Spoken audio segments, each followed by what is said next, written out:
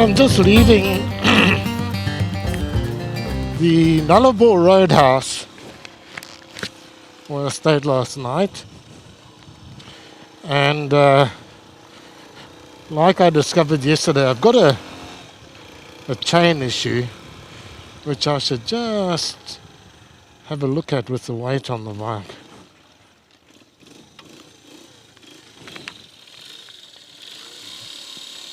Yeah, that's fine, the tension.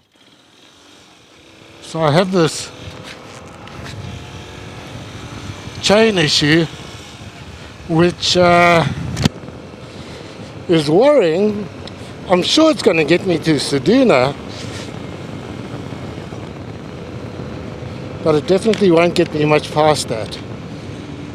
This chain is absolutely knackered, the sprockets are knackered, and it's one of those things where the wheel, I don't think, was put on directly aligned, let's put it that way, with the travel of the chain. So I think it was pointing slightly to the left.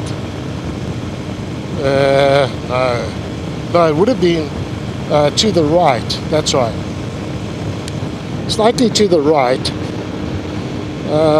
and the sprockets caught the chain every time it's come forward as it's rotated, and it's worn the chain and it's worn the sprocket away.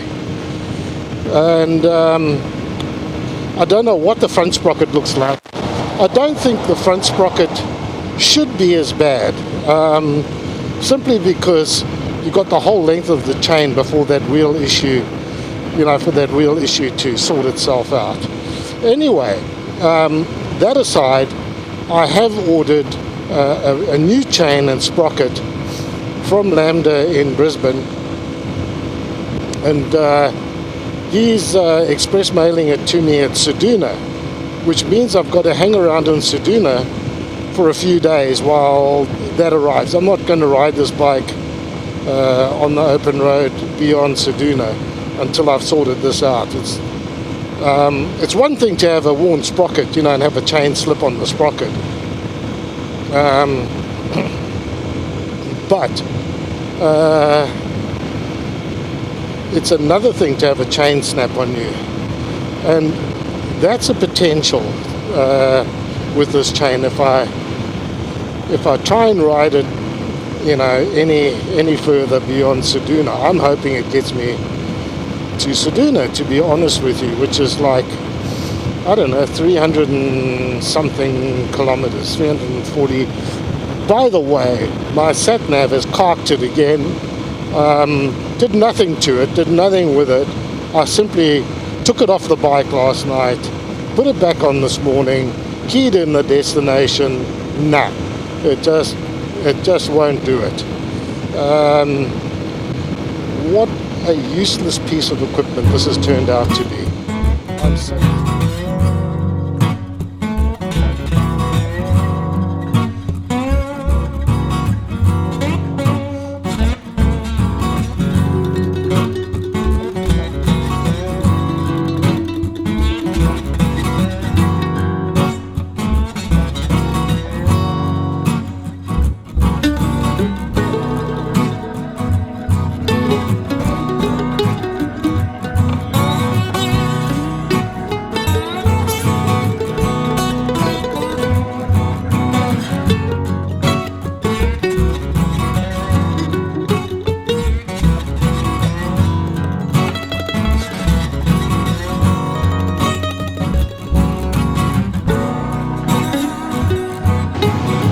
Well, I'm coming into this, I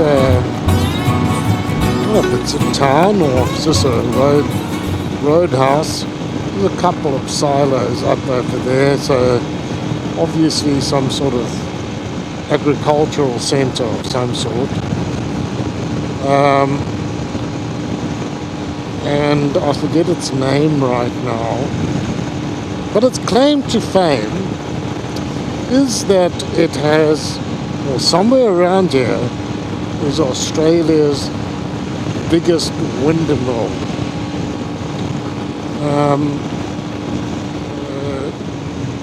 Yes, can't wait to see, well, if I don't have to ride too far, to see Australia's biggest windmill.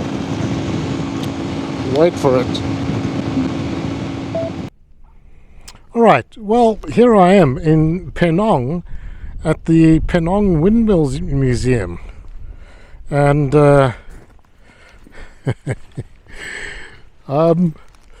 well, every place has to have a claim to fame.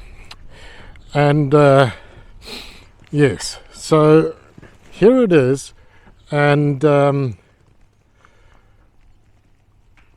a few windmills around, that's for sure, in this area,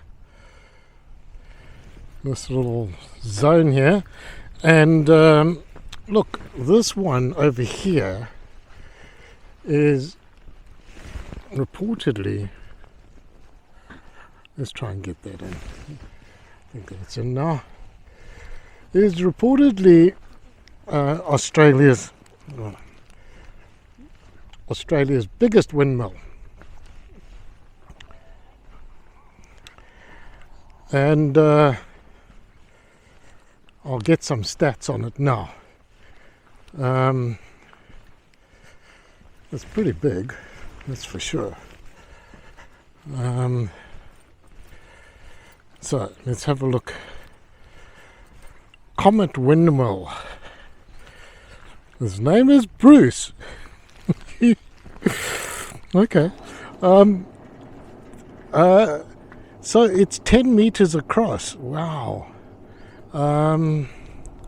Built in 1932.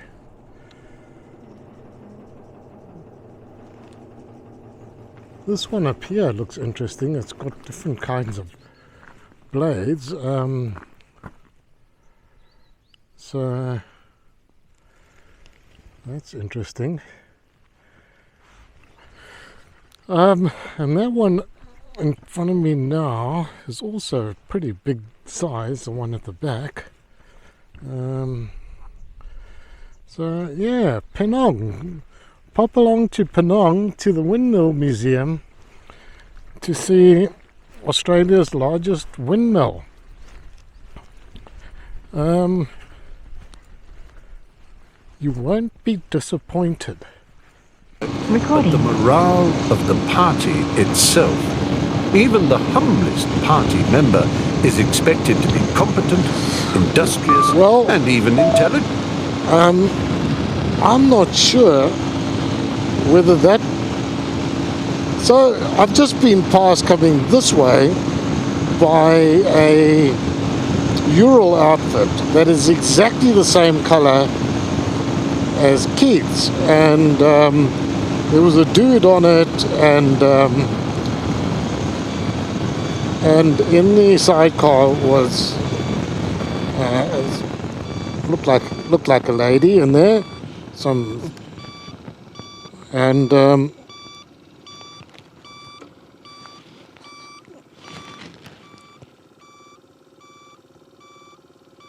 just want to see if maybe... It wouldn't surprise me if it was Keith. However, I wasn't aware that he was travelling down this way. I'm sure you would have let me know if that were the case. So I've just been... Look at these fields of wheat. These massive fields on both sides of the road. Head north on Borlays Road. Sure. On both sides of the road, these massive fields of wheat, and just for kilometre after kilometre, I've been riding between them on both sides of the road. Remarkable.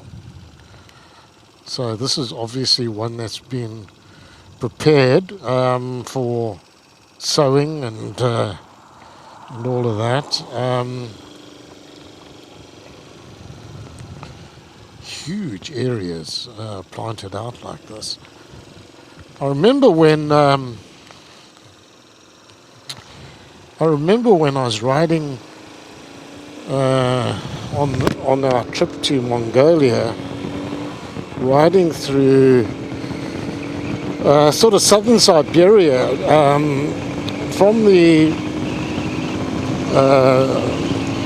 border crossing from Mongolia into southern Siberia at a spot called Semey. I don't know how you say that, Semey, I think it was spelled, to a town called, or a city called Barnaul, and in Russia.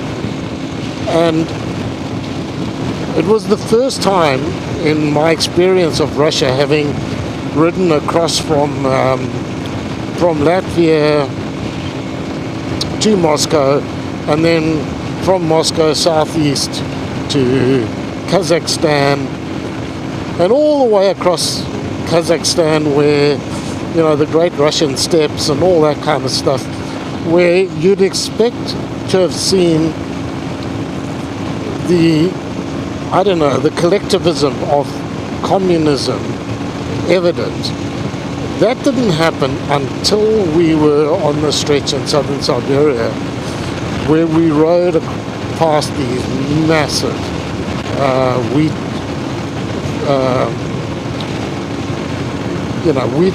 producing areas, through these wheat producing areas on an enormous scale. And I think for the first time I got a sense of, you know, that element of collectivism, and how it produced in great volumes. The rest of Russia that we had ridden through, sort of the eastern part of Russia, if you want to call it that, all the way down the Volga River to where we crossed over from Samara, after Samara going south, were all these kind of, it was like going back into, you know, 200 years, where they were actually sort of individual farmers, farmsteaders, who plowed their fields with hand, you know, with horse-drawn plows, and literally walking behind a shear plow that would, whatever you call them, behind a horse or an oxen, or an ox. So yeah, that was an insight for me. I was expecting, sort of a more modern version of Russia by the time we travelled it. However, it was still very much in the dark ages in those areas. So I don't know why I needed to explain all of that, but I did.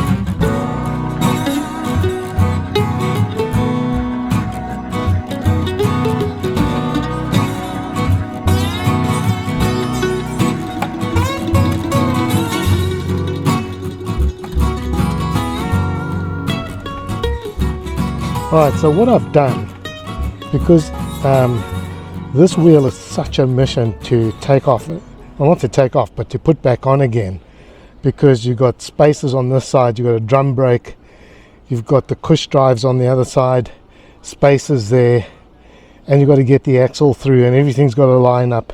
And when you're doing this on your own, it's almost mission impossible.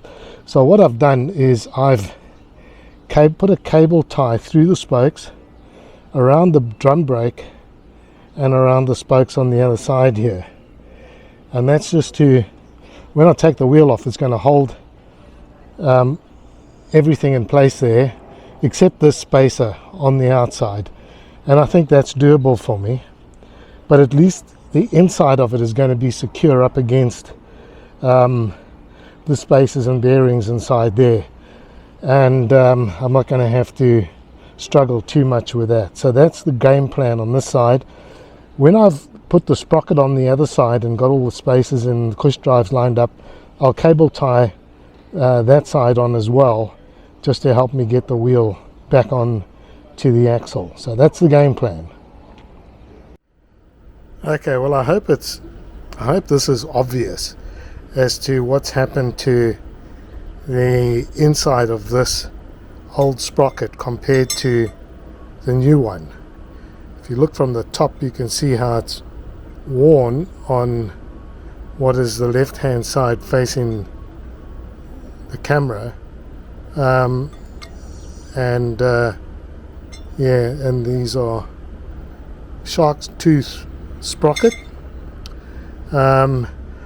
Boy, I don't know what they used to tighten the sprocket bolts on this old sprocket, but have I struggled to remove it. I cannot believe how tight these bolts were. It's insane how tight they were. Yes, there's no need for it. I'm pretty sure of that, because they're not going to come that loose, and there's not that much torque on this little motor. Anyhow, these guys did a job. Right, so I've cable tied the sprocket side of the hub onto the spokes, and I've got the brake side also cable tied onto the spokes.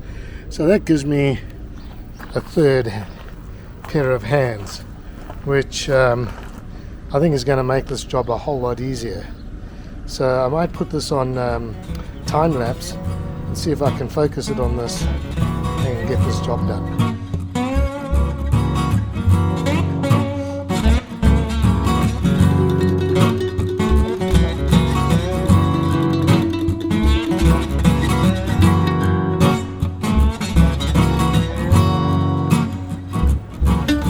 Alright, job done.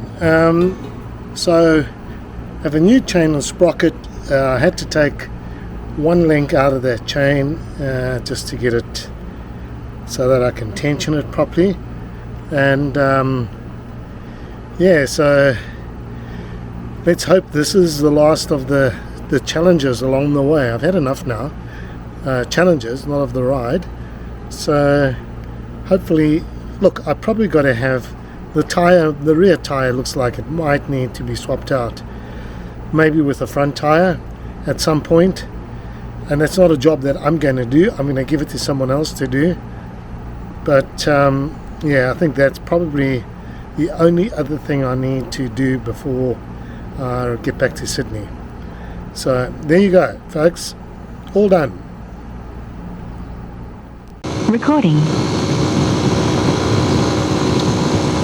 So I have left Ceduna this morning, and with my new sprocket and chain, and the bike seems to be going okay. I just need to adjust the swing arm on the rear brake. It's binding a little bit, but it's something I'll address this evening. I'm heading towards Streaky Bay right now. That's only probably about 70 kilometers away from where I am now.